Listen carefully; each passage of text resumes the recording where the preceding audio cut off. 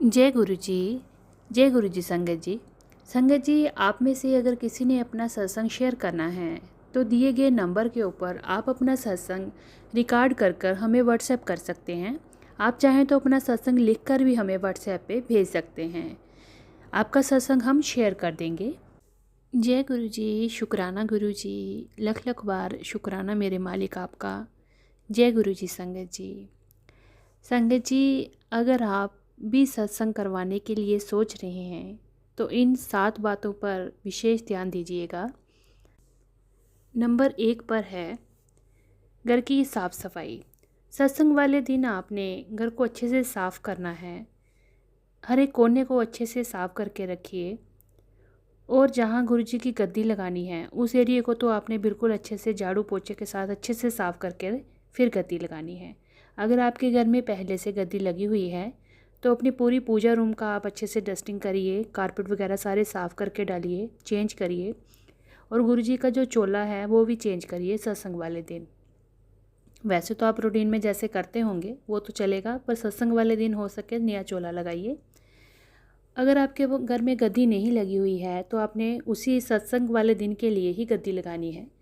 तो उसके लिए आपने एक साफ़ चेयर ले लेनी है। जहाँ आपके घर में सोफ़ा अवेलेबल होगा तो आप सोफ़ा लगा सकते हैं। अच्छे से उसको भी साफ़ कर लेना है किसी कपड़े के साथ। उसके बाद उसके ऊपर आपने कोई अच्छी साफ़ सुथरी बेडशीट डाल लीजिए पहले नीचे। फिर उसके बाद गुरुजी का चोला उस सोफ़े पे या चेयर पे आप लगा सकते हैं।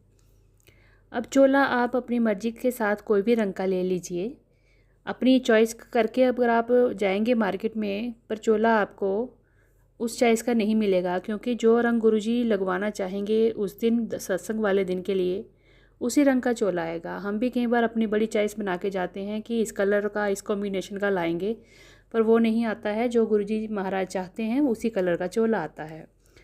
तो वो चोला आप ले आइए और सत्संग वाले दिन वो गुरुजी की जो आप गद्दी लगा रहे हैं उस पर वो पूरा चोला लगाइए।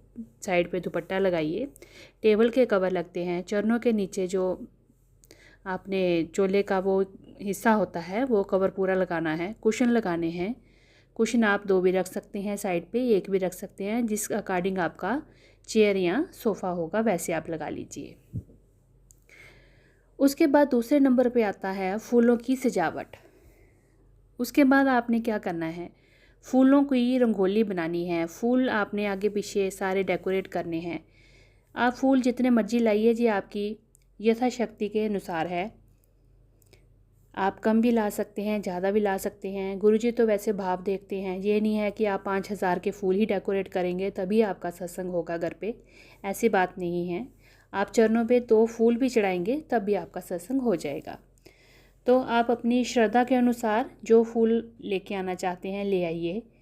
तो फूल चढ़ाइए आप। माला जो है, फूल माला जो होती है, वो जो हार होता है वो सिर्फ आप चरणों पे चढ़ा सकते हैं। गुरुजी के जो चरण हैं वहाँ पे आप चढ़ा सकते हैं। गुरुजी के स्वरूप के ऊपर माला नहीं चढ़ती है। हाँ, आप अगर फूलों की लड़ी सीधी जो होती है ना, एक सीधे धागे में फूल पिरोए होते हैं, एक लड़ी बनाई होती है, वो चाहे तो आप साइड पे टांग सकते हैं। अदरवाइज़ माला गुरुजी के स्वरूप के ऊपर कभी मत चढ़ाइए। चरणों के ऊपर माला चढ़ाइए, नीचे रंगोली बनाइए। रंगोली में आप कोई भी डिज़ाइन बना सकते हैं, कैसे भी बना लीजिए, कोई बात नहीं। जैसे कि वह पहले ही मैंने बोला कि गुरुजी सिर्फ भाव के भूखे हैं। हमने उनके चरणों में सिर्फ फूल अर्पित करने हैं। हमारा यही एक मकसद होता है कि हमारे गुरुजी आ रहे हैं, सत्संग में बैठेंगे, विराजमान होंगे, तो उनके चरण जो हैं वो धरती पे ना पड़े, उनके नीचे फूल लगे हों। ठीक है, तो फूल आप गुलाब के ले आइए, गेंदे के ले आइए, जो भी आपको मिलते हैं आप ज़रूर लेके आइए। और वो फूल गुरुजी के चरणों पे, गुरुजी की गद्दी जो लगाई है उस पर आप गुलाब के फूल बिखेर सकते हैं, पेटल्स खोल के। साइड पे टेबल पे जो आपने स्वरूप रखा होगा, जहाँ जोत जहाँ पे जलानी है, जोत वाली जो 2 थालियाँ होंगी उनमें भी आप फूल डेकोरेट कर देना और उसमें आपने जोत लगा लेनी है। तीसरी बात आ गई, सत्संग वाले दिन आपने संगत जो आपने घर में इनवाइट की होगी, गुरुजी की संगत जितनी भी आपने बुलाई है, उस अनुसार आपने उन सभी संगत के लिए चाय प्रसाद, जल प्रसाद, लंगर प्रसाद सब अरेंज करना है। तो जल की बॉटल्स ले आइए, पानी की जो बॉटल मिलती हैं छोटी वो ले आइए। चाय बना लीजिए। चाय के साथ आप समोसा प्रसाद दे सकते हैं, ब्रेड पकौड़ा दे सकते हैं, नहीं तो आप 2 बिस्किट भी दे सकते हैं जी। आपकी मर्जी के ऊपर है, जैसा आप करना चाहें। लंगर प्रसाद में आपने 2 रोटी, 1 सब्जी, 1 दाल, साथ में कड़ाह प्रसाद होता है, चटनी होती है। ये बना के आपने पहले गुरु जी को भोग लगाना होता है शुक्राना के टाइम पे, और उसके बाद जब आरती हो जाती है उसके बाद उस भोग को जो आपने बाकी लंगर बनाया हुआ है उसमें मिक्स कर लेना होता है। फिर उस भोग को गर्म नहीं करना होता, वो सारा मिक्स करके आपने पूरी जो संगत आई है सब में बांट देना होता है, और सब ने वो प्रसाद जो डिवाइन किया होता है, ब्लेस किया होता है गुरुजी ने, वो सब संगत ने मिलके खा लेना होता है।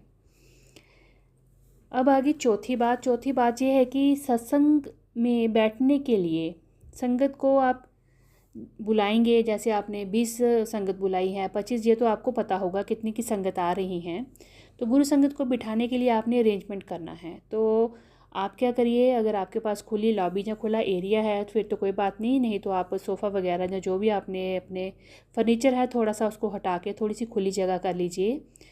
तो वहाँ पे आप कारपेट बिछा सकते हैं, नहीं तो पतले से मैट्रेस होते हैं वो आप बिछा के उसके ऊपर कॉटन की चादर बिछा दीजिए। बेडशीट्स जो होती हैं वो बिछा सकते हैं।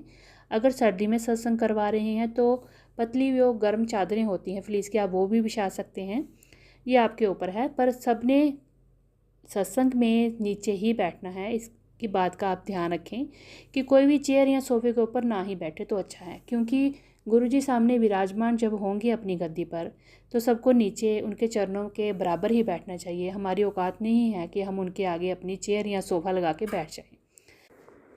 5वीं बात, सत्संग के लिए आपको एक प्लेलिस्ट बनानी पड़ती है।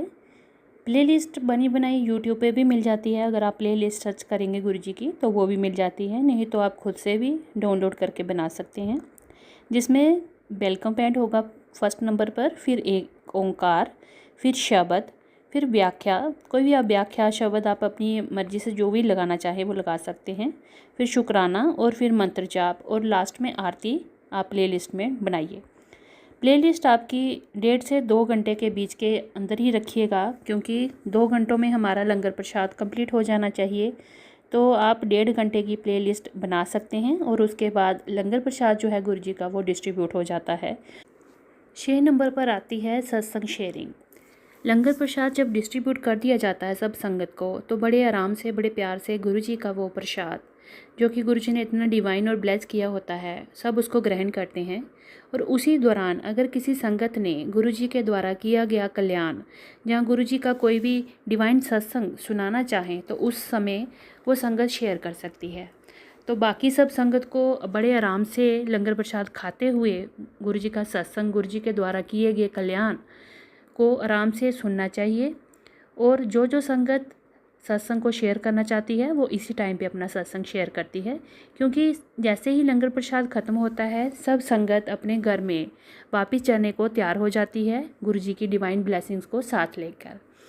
तो इसी टाइम पे हमने सत्संग शेयरिंग का भी बोल देना है कि आंटी या अंकल किसी ने सत्संग शेयर करना है तो आप प्लीज़ खड़े होकर कर दीजिए सत्संग शेयर। तो ये लंगर प्रसाद के खाने के टाइम पे ही सत्संग शेयरिंग कर देते हैं। 7वें नंबर पर जब गुरुजी की संगत सत्संग कंप्लीट होने के बाद अपने घर को जा रही होती है तो जो गुरुजी के चरणों के साइड पे हमने जल प्रसाद की बॉटल्स रखी होती हैं वो पूरे सत्संग में वो ब्लेस हो जाती हैं, वो डिवाइन हमारा जल प्रसाद बन जाता है। तो जिसको ज़रूरत है मोस्टली सबको 1-1 बॉटल वो दे देनी चाहिए। किसी को अगर 2 की ज़रूरत है तो 2 भी दे दीजिए, कोई फ़र्क नहीं पड़ता। किसी के घर में किसी को कोई प्रॉब्लम है या किसी को बड़ी ज़रूरत है तो वो आगे डिस्ट्रीब्यूट कर देते हैं। तो वो डिवाइन जो जल प्रसाद होता है वो बॉटल्स सब संगत को बांट देनी चाहिए, ताकि वो अपने घर में गुरुजी की ब्लेसिंग वाला जल प्रसाद लेके जा सके और अपने पूरे परिवार को जो बाकी सदस्य घर में रहते हैं उनको वो जल प्रसाद दे सके। तो गुरुजी का सत्संग इस तरह से कंप्लीट हो जाता है। वैसे तो वो घड़ी, वो टाइम, वो जो समय होता है वो सब गुरुजी ही बख्शते हैं। हम कभी भी अपनी मर्ज़ी से सत्संग नहीं करवा सकते। सत्संग कब, कहाँ और कैसे करवाना है ये सब गुरुजी की इच्छा से ही होता है। वो घड़ी जो होती है वो बड़ा ही डिवाइन टाइम होता है, वो बड़ा ही ब्लेस्ड टाइम होता है जब गुरुजी का सत्संग होता है और जो संगत उस सत्संग में बैठती है। बेशक आप जिसको मर्जी बुला लो, आपने उस आंटी को भी बुलाया, उस परिवार को भी बुलाया, पर पहुंचता वही है जिसको गुरुजी ने बुलाना होता है, जिसको सत्संग में बिठाना होता है। तो ये सब गुरु जी की लीला होती है। ये सब किया गुरु जी का ही होता है। वही लंगर प्रसाद तैयार करवाते हैं, वही बंटवाते हैं। कई बार तो कम लंगर प्रसाद बना होता है, संगत ज़्यादा आ जाती है, उसमें भी वो कंप्लीट होने के बाद भी बच जाता है, ऐसा भी होता है। तो ये सब गुरु जी की लीला ही होती है। तो जो सत्संग बख्शते हैं गुरु जी, बड़ा ही ब्लेस्ड टाइम होता है। अनंतम अनंतम शुक्राना गुरु जी का उस घड़ी को बख्शने के लिए। तो सत्संग के दूसरे दिन संगत जी जो आपने गद्दी लगाई होती है उसको बढ़ा देना होता है।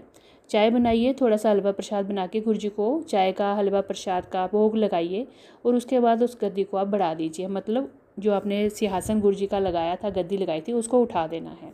फूल वगैरह जो सारे हैं वो उठा के फिर आप उसको कहीं पार्क में छोड़ दीजिए या कहीं पानी में डाल दीजिए।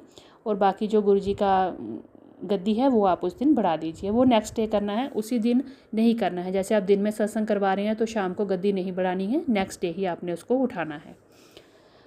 तो अनंतम अनंतम शुक्राना। अगर कोई गलती हुई हो तो गुरु जी माफ़ करें। और संगत जी अगर आपका कोई सवाल होगा तो आप मुझे कमेंट में ज़रूर पूछिएगा, मैं उसका जवाब दे दूँगी। जय गुरु जी, अनंतम अनंतम शुक्राना गुरु जी, बेअंत शुक्राने मेरे मालिक आपके। जय गुरु जी संगत जी।